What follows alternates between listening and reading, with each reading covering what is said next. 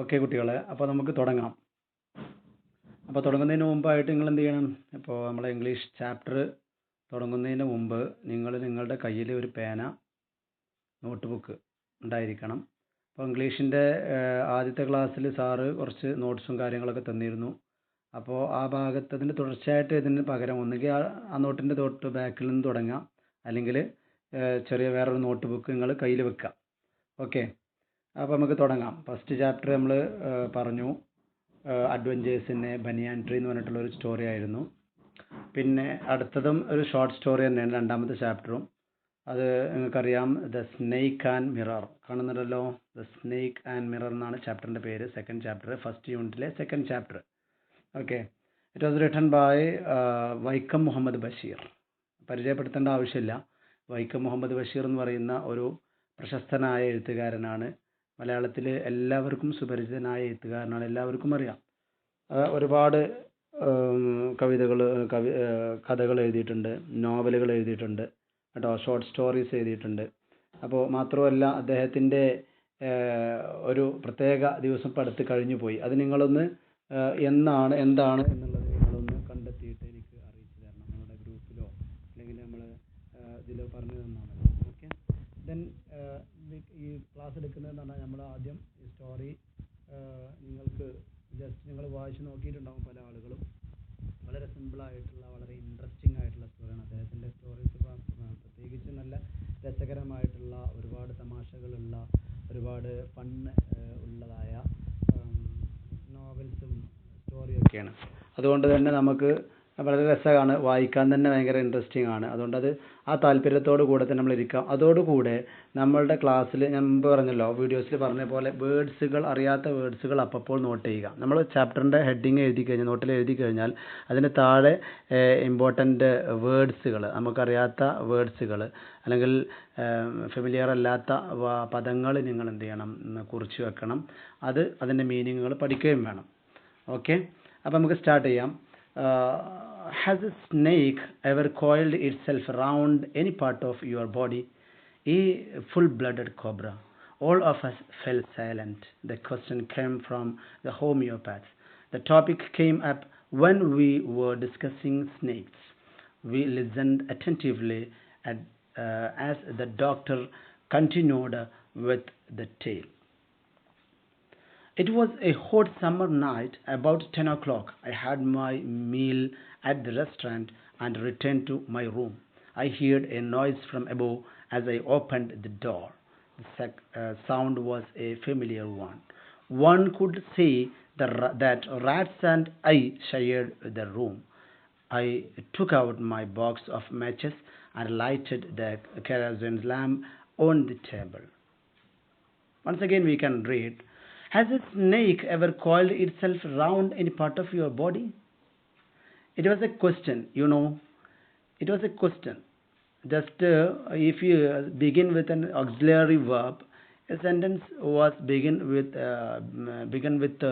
auxiliary verb, it will be a question. It is known as yes or no question. അല്ലേ, നമ്മൾ auxiliary verbs കൊണ്ട് തുടങ്ങുന്ന സെൻറ്റൻസുകളാണെങ്കിൽ അതൊരു S or no question ആകുമ്പോൾ നമ്മൾ മുമ്പ് കഴിഞ്ഞ ക്ലാസ്സിൽ ചെറിയ ക്ലാസ്സുകൾ പഠിച്ചിട്ടുണ്ട്. അപ്പോൾ നോക്കാം അതിൻ്റെ ക്വസ്റ്റ്യൻ എന്തായിരിക്കും, എങ്ങനെയായിരിക്കും നോക്കാം. Has a snake ever coiled it self around any part of your body? നമ്മുടെ കഥാകൃത്ത് അല്ലെങ്കിൽ നമ്മുടെ കഥാനായകൻ ഇതിൽ വൈക്കം മുഹമ്മദ് ബഷീർ കൊണ്ടുവന്ന നായകൻ ചോദിക്കുന്ന ഒരു ചോദ്യമാണ് അതിൽ. Has a snake ever coiled itself round any part of your body? നിങ്ങളുടെ ശരീരത്തിൽ ഏതെങ്കിലും ഭാഗത്തിൽ ഏതെങ്കിലും ഒരു പാമ്പ് ചുറ്റിയിട്ടുണ്ടോ? ഒരു ചോദ്യമാണ്. കോയിൽഡ് എന്ന് പറഞ്ഞാൽ ചുറ്റുക എന്നാണ്. അപ്പോൾ എന്തെങ്കിലും ഒരു പാമ്പ് നിങ്ങളുടെ കയ്യിൽ, ആരുടെയെങ്കിലും കയ്യിൽ ചുറ്റിയിട്ടുണ്ടോ എന്ന് ഒരു വലിയൊരു സദസ്സിനെ നോക്കിയിട്ടാണ് ചോദിക്കുന്നത്. നോക്കൂ, ഫുൾ ബ്ലഡഡ് കോബ്ര, നല്ല വിഷമുള്ള, നന്നായി പറ്റിയൊക്കെ വിടർത്തി നിൽക്കുന്ന ഒരു പാമ്പ് നിങ്ങളുടെ ശരീരത്തിൽ എവിടെയെങ്കിലും ചുറ്റിയിട്ടുണ്ടോ? All of us fell silent. ആ സമയത്ത് ഞങ്ങളെല്ലാവരും സൈലൻ്റായി എന്ന് പറഞ്ഞാൽ നിശബ്ദനായി നിന്നു. The question came from homeopath. ആരുടെ ഭാഗത്തു നിന്നാണ് ഈ ക്വസ്റ്റ്യൻ വരുന്നത്? ഒരു ഹോമിയോപ്പതി ഡോക്ടർ ആയ ഒരു വ്യക്തിയുടെ ഭാഗത്തു നിന്നാണ് ഈ ക്വസ്റ്റ്യൻ വരുന്നത്. എപ്പോഴാണ് ക്വസ്റ്റ്യൻ വരുന്നത് കൂടി പറയുന്നുണ്ട്. The topic came up when we were discussing snakes.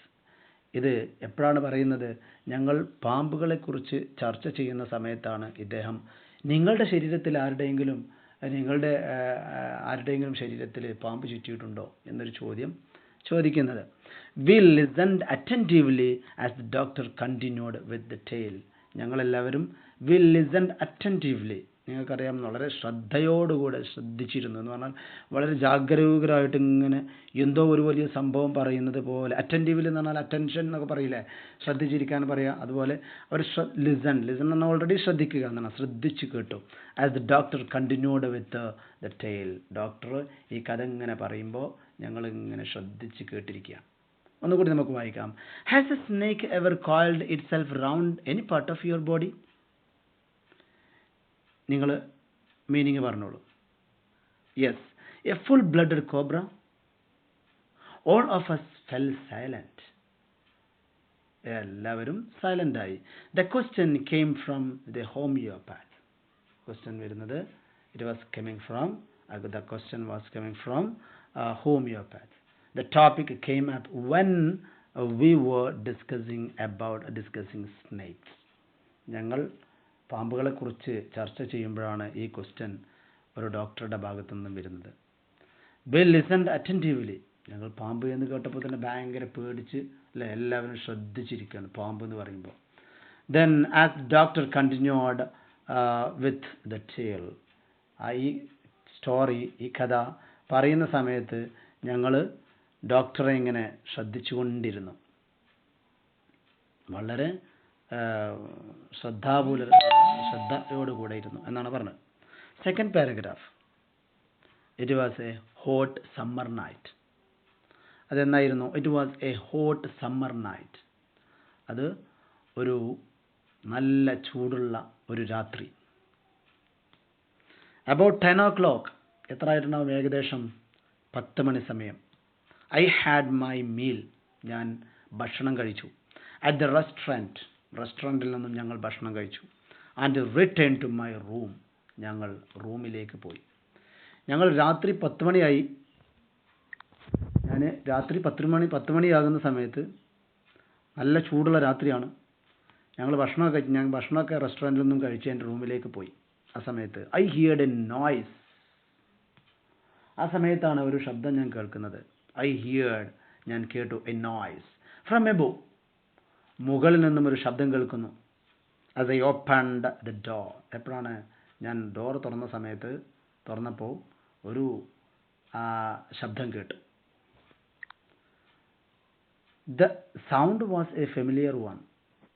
It was A familiar one. Sound സാധാരണ ഉള്ള ഒരു ശബ്ദം തന്നെ ആയിരുന്നു. One could say.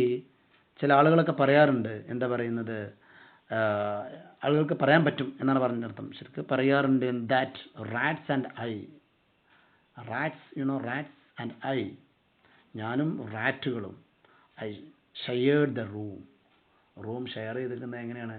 ഞാനും എലികളുമാണ് റൂം ഷെയർ ചെയ്തുകൊണ്ടിരിക്കുന്നത് എന്ന് പറഞ്ഞാൽ അത്രയും കൂടുതൽ എലികൾ എൻ്റെ റൂമിലുണ്ട്. അതുകൊണ്ട് അത് അങ്ങോട്ടും ഇങ്ങോട്ടും ഓടുന്ന ശബ്ദമാണ്, കലപില കൂടുന്ന ശബ്ദമാണ് അല്ലേ. ഓടിൻ്റെ ഉള്ളിലൂടെ ഇങ്ങനെ പോകുമ്പോൾ ഉണ്ടാകുന്ന ഒരു ശബ്ദം, ക്ലിക്ലേച്ച് പറഞ്ഞിട്ടുള്ള ഒരു ശബ്ദം. പിന്നെ അവിടുന്ന് തിരിച്ചു പോകുമ്പോഴുണ്ടാകുന്ന ശബ്ദം. ആ ശബ്ദങ്ങളൊക്കെ ആയിട്ട് ആ റൂം ആകെ അലങ്കോലമാണ്. അതുകൊണ്ട് എല്ലാ ആളുകളും പറയാറുണ്ട്, എന്ത്, the rats and I shared room എന്ന് പറയാറുണ്ട്. I took out my box of matches. ഞാൻ എൻ്റെ തീപ്പെട്ടി എടുത്തു. And lighted the kerosene lamp. നമ്മൾ എന്ത് ചെയ്തു? അവിടെ കത്തിച്ച ചിമ്മിണി വിളക്ക് കത്തിച്ചു വെച്ചു. On the table. എവിടെയാണ് കത്തിച്ചു വെച്ചത്? ടേബിളിൻ്റെ മുകളിൽ. അപ്പോൾ അറൗണ്ട് 10 o'clock ആണ്. രാത്രി 10 മണി സമയമാണ്. സാധാരണ രാത്രി അല്ലേ, ഒരു രാത്രിയൊക്കെ ആകുമ്പോൾ എല്ലാവരും വീട്ടിലും വിളക്ക് കത്തിച്ച് വെക്കും. അതുപോലെ അദ്ദേഹം ഒന്ന് വന്നപ്പോൾ റൂമൊക്കെ ഇരുട്ടാണ്.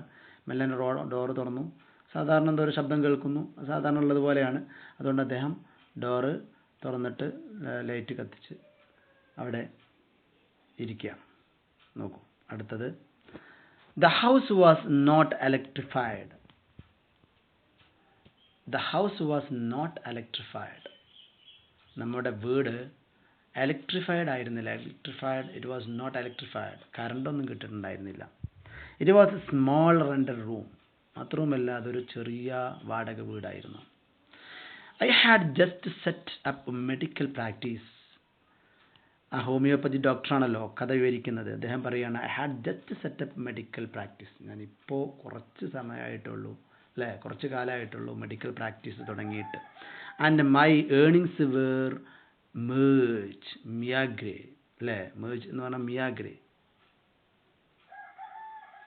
വളരെ തുച്ഛമായിരുന്നു. എൻ്റെ വരുമാനം വളരെ കുറച്ചായിരുന്നു എന്നാണ് ഡോക്ടർ പറയുന്നത്. I had about 60 rupees in my suitcase. എൻ്റെ കയ്യിൽ എത്ര റുപ്യുള്ളൂ? യെസ്, 60 രൂപ മാത്രമാണുള്ളത്. Along with some shirts and dhotis. കുറച്ച് തുണിയും കുറച്ച് ലുങ്കിയും കുറച്ച് ഷർട്ടുകളും മാത്രമാണ് എൻ്റെ സൂട്ട് കേസിലുള്ളത്. I also possessed one solitary black coat. എനിക്ക് പിന്നെ ഒരു കറുത്ത ഒരു ബ്ലാക്ക് കോട്ടും ഉണ്ടായിരുന്നു. Which I was then wearing. ആ സമയത്ത് ഞാൻ ധരിച്ചിരുന്ന ആകെ ഒരു കോട്ട് മാത്രമേ ഉണ്ടായിരുന്നുള്ളൂ. Once again we can read. The house was not electrified. The house was not electrified and it was a small rented room. I had just set up a medical practice and my earnings were meagre. I had about 60 rupees in my suitcase, along with some shirts and dhotis. I also possessed one solitary black coat, which I was then wearing. Okay, ഇത്രയുമാണ് നമ്മൾ ഇന്നത്തെ class എടുക്കുന്നുള്ളൂ. 3 paragraph മാത്രമാണ് എടുക്കുന്നത്. അതിൽ നിന്നും ഞാൻ നിങ്ങൾക്ക് 3 ക്വസ്റ്റ്യനും പറയാം. ഫസ്റ്റ് ക്വസ്റ്റ്യൻ എന്ന് പറഞ്ഞാൽ, what was the topic that came അല്ല who was the author of the story. Second one, what was the topic that came up for discussion between the doctor and his friends. What was the topic? What does the expression a full-blooded cobra suggests? The sound was a familiar one. What was the sound? These 3 questions should be answered by you. Okay? അപ്പോൾ അതാണ് നിങ്ങൾക്ക് തരുന്ന exercise. മാത്രമല്ല, നിങ്ങൾക്ക് familiar അല്ലാത്ത, പരിചയമില്ലാത്ത വേർഡ്സുകൾ ഇതിലുണ്ടെങ്കിൽ just ഒന്ന് എഴുതി വെക്കുകയും ചെയ്യാം. ഓക്കെ.